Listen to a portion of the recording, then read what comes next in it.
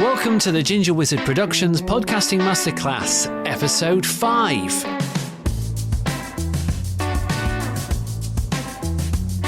And in this episode, we're going to be talking about editing. This is the part where you can really add the drag to your wonderful podcast, the fiddly bit. I mean, I personally enjoy it. And there are many temptations here. The whole kind of, it'll be all right, that'll do. But I'll be honest, once you get into it, it's okay. And then you realise how much of a huge part of the podcasting process this is. As I said, it can be tempting to leave edits in there that shouldn't really be there. And in reality, the really techie bits can be actually quite intimidating.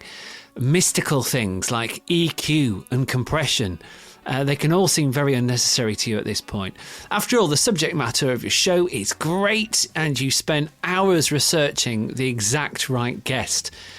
And what even is compression anyway? Well, I'll tell you in a minute. But first of all, let's talk about the whole thing that springs to mind when you talk about editing, and that's chopping the audio, editing it. You might well be tempted to cut all the ums and ahs out of your audio, but just wait a second.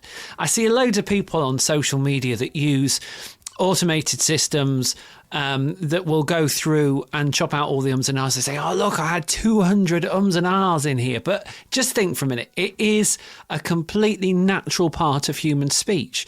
Yeah, some people do it way too much, and you might do it accidentally in the wrong place and it ruins the flow of everything. And for sure, cut some of them out. But removing them all for the sake of it can make your audio sound a bit stilted and unnatural. Some of the great voices are umming and ahhing all over the place. For example, here is Jeremy Vine from one show this week with all the rest of his speech cut out. Just ums, just ahs. Here we go. Now, to be fair to Jeremy, he hardly did any ums and ahs there in the 2 hours that I scoured through. But it still happens. It goes to show it still happens. And if he can get away with it in various bits of his show, so can you, to a certain degree. Let's get some tips and tricks from an expert. Give ourselves some insight. Let's speak to Martin Whiskin. He's an award-winning voiceover artist, no less. Hello, Martin. Hello, how are you? Yeah, I'm all right, thank you very much indeed. First of all, let's talk about your award, because, you know, you can't say award-winning and just gloss over it. What did you win? I feel I've been found out now. Oh, because no. I am an award-winning voiceover, but the award wasn't for voiceover. So, but I'm still an award-winning voiceover artist. So I played with words a bit because that's what I do. But it was, I had an idea for a project which did involve voiceover. And I went along to this like innovation kind of movement thing at one of the local unis. And I won an award for my innovative idea. And that's as simple as that. Yeah. But also I did win the long jump district athletics championship when I was 12. I mean, proud of that. The only thing I've ever really won, and you know, this is spanning a 20-plus year career. The only thing I ever won was at school, and that was dancing to Superman. Remember by Black Lace? Oh, yes. Spray your arms. And that's the only thing I've ever won. Do you think I could put award-winning podcast producer on the back of that? Because you're not lying. No, I did win an award. Yeah. Oh, brilliant. See, it's only when people dig in with prying questions that you might get found out like that. Tell us what being a voiceover artist is like. We assume, you know, it's all in booths and a bit, you know, give us that again, and you've got a rich, lovely voice. What's it really like? There is that part of it, obviously.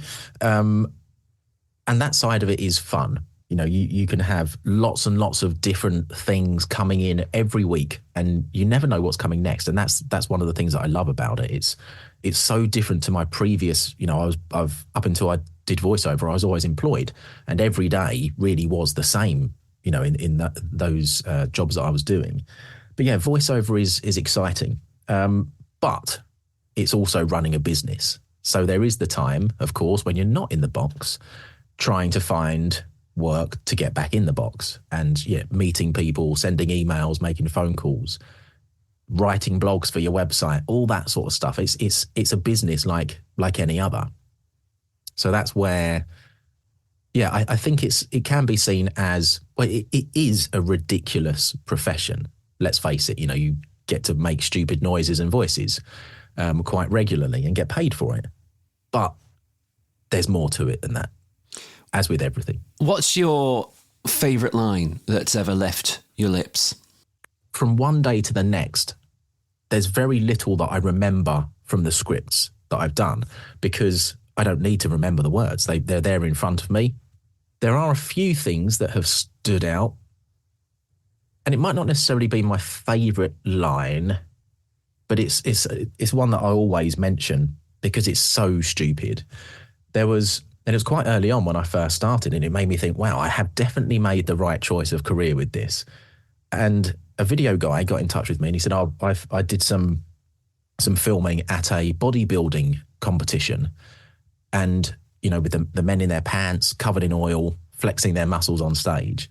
And he said, but the audio quality that I got wasn't great, and it was mainly of the crowd noise, like cheering and whatever they do. And he said, so I need to replace the noises that the guys on stage were making as they were posing. So it wasn't even words, it was all that sort of stuff, and puffing and panting. And it was at that moment I thought, yes, my life has taken a turn for the better. How many did you have to do, and how many varying styles? It wasn't a long video because it was like a montage thing, so maybe 2 minutes long. But that was a good, at least 20 different grunts and groans and puffing and panting and just noises of exertion, I think, is what I framed it as. What an extraordinary job. Right, let's get into it. Let's talk about editing. Do it. I played a clip a few moments ago of Jeremy Vine. I've just done it there myself. I'm being really self-conscious now of Jeremy Vine and all the ums and ahs he does during a show. And to be fair to him, there aren't that many. There are not that many at all. In 2 hours, he hardly does any. And when you actually listen to him, he elongates his words. So if your brain doesn't know what your mouth is going to say, which is when you get ums and ahs, he elongates them. So he'll say something like this. So you, and then ask the question. So he's just saying, so you. That takes, I think, some presence of mind. I mean, he's obviously trained his voice to do that. What tactics do you employ? I mean, I guess you're reading off scripts more often than not, but when you're allowed to be free, what tips and tricks do you have? This is a really interesting question, because you're right. So with scripts, they're very rigid most of the time, unless it comes across and they say, right, we want this to sound real. We want it to sound like conversational. So it's just like you're talking to a friend. So at that point, I do get the chance to actually add in that sort of stuff within the voiceover. So rather than just reading the lines, I sort of have to, pause for thought, chuck in some noises like, thinking, that sort of thing. So there is times where I am allowed to actually put that stuff in. In terms of how to not do it, and then I can pick up on like the podcasting side as well, because I edit podcasts for people as well as part of what I do. It's something that I think the more you're aware of it, the more you worry about it. So you sort of get into that anxious feeling rather than concentrating on the subject matter or the conversation you're having. And that's when it becomes less natural, I think. So you're just focused on the wrong things. So if you always have a plan, know where you're heading with the conversation, and I always think bullet points is a great one. Even if you want to keep it unscripted, bullet points will give you something to think, so I need to try and bring it round to that, or that's where we're going next. Or it's something even just to remind you a thing about the guest or something like that, I think really helps, because I'm starting to think about the and ahs now. So what I'm doing is really just carrying on talking to try and fill the space. It's so hard when you actually do think about. I mean, I made the point earlier on that actually you don't need to get rid of all your and ahs, because it's just part of natural speech. If you're in the pub or wherever, you will naturally in your speech go or and it's fine. And actually, I don't think people notice when you do it. I think the person that notices it the most is the person that does the and ahs when listening back to it. And I suffer from that as well. So I'm a regular guest on a design podcast. I know nothing about design, by the way. The other guy, the format is that he's teaching me about it. And because I don't know much about it, I'm sort of fumbling for words all over the place. But that's what's happening naturally to me. So to take out the and ahs of me trying to work stuff out and process it completely goes against the natural feeling of it. And the more that you try to remove that stuff because either you're embarrassed or you think it makes you sound stupid or something like that, actually the worse it will sound, because it will just become too robotic and just rigid. Leave them in. I think to a certain extent where you... Yes, to a certain extent. Right, let's get really nerdy. Are you ready, Martin? Because this is going to get really nerdy. I hopefully some people will appreciate this. First of all, quick question: what do you use to edit audio? What program? I use Steinberg Cubase, and it's like a multi-track digital audio workstation. And the reason I use that is because my past is music. And I would record demos where you'd need several vocals, bass, drums, guitar, and all of the tracks. So I knew how to use that when I first got into voiceover. And that's what I use now to edit voiceover and to edit podcasts as well. You don't come across many Cubases, so welcome to the show. No. Thank you. Yeah, it's not a common one, which surprised me, because back in the day it was always Cubase or Cakewalk, I think. Cakewalk, crikey, that's going back a few years. You see, I've used Adobe since it was Cool Edit, and I know what I'm doing with it. But it's whatever you feel comfortable with. There is no right or wrong answer there, is there? I suppose. Yeah, absolutely. Here's a really geeky question: what's your favourite edit to make? What brings you the joy? Okay, I can confidently say I've never been asked that question before, and I probably never will again, but I really enjoyed it. Thank you. My favourite edit to make, and this is I go from a voiceover perspective. It's if there's a sentence in a script or something where I'm listening back before sending it to the client, and I think, oh, I've been slightly loose on that word, or I mispronounced a T or something. So I go back in the box, I record the full sentence, and sometimes rather than just replacing the full sentence, I will literally bring it right down to that one word or that tiny bit of the end of the word. And, I might put the end of a T on a word where I dropped it before. And to make it sound like, well, just normal, like you can't hear the edit and no one else would hear it. I think that's, and it's funny, it sounds really nerdy, but it's a really beautiful thing to hear a clean edit that no one would notice is there. That is exactly mine. I can't, every time, I feel like I should have a bell here that I ring when that edit is made. It's just the best feeling on earth, isn't it? Mm-hmm. Yeah, absolutely. And it's a similar thing with if you have to edit down a music track or something, and it's a 4-minute song, but you only need a minute of it, and you sort of maybe edit the end bit into the middle so it ends somewhere differently. Oh, love that stuff. Getting the cymbal crash from bar 12 to mix with the same cymbal crash on bar 36 or whatever is also a great feeling, isn't it? Oh, yes. Oh, yes. yeah. Oh, yeah.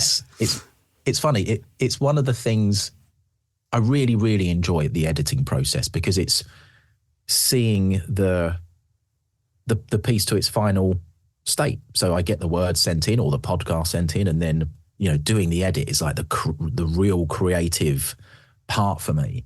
And it makes me feel clever sometimes doing edits like that. I don't know whether it should or not, but it makes me feel intelligent.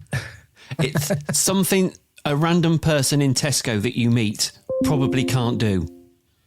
Yes, exactly. Exactly. And that, we can lord it over those people. Right, finally, I feel like this might be slightly unfair, but in 30 seconds, we've touched on it slightly already, but in 30 seconds, can you explain a compressor? I'm going to time you on here on my stopwatch. So are you ready? Do you think you can do it? Right, you ready? I will try, yeah. 3, 2, 1, go.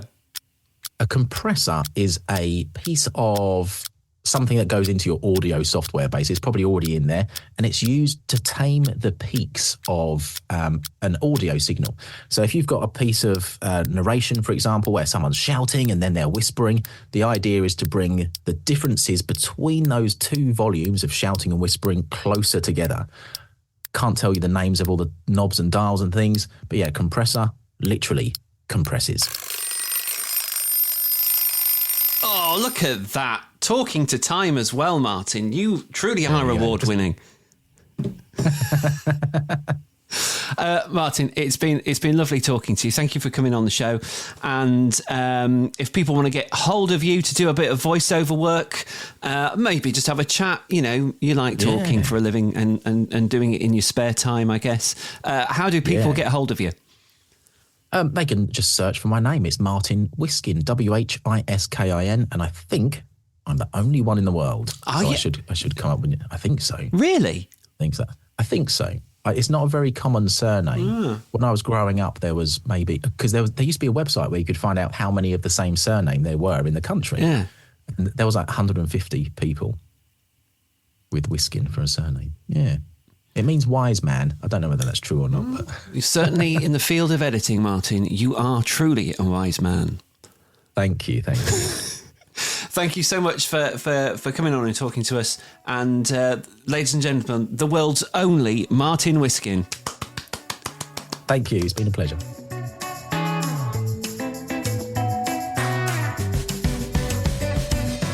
Literally the one and only Martin Whiskin. Many thanks to him for appearing on the show. Before I go from this episode, let's just circle back on something. Volume levels, they are so important. It can really put a listener off your podcast if it sounds so much quieter, or perhaps even worse, louder than other podcasts your audience might be listening to. And that's where your compressor comes in. You kind of even it all out. So what you don't want to be doing is annoying the people trying to listen to your podcast if they're having to turn it all the way up because it's too quiet, or you've just blasted their eardrums and they've got to turn it all the way down. So as you may have gathered, editing is the part where you can really add polish to your podcast and really make it pop. Some audio people will tell you that quality isn't that important, but I think it really is. My background is in live radio, and really podcasting isn't that different when it comes to keeping someone's attention.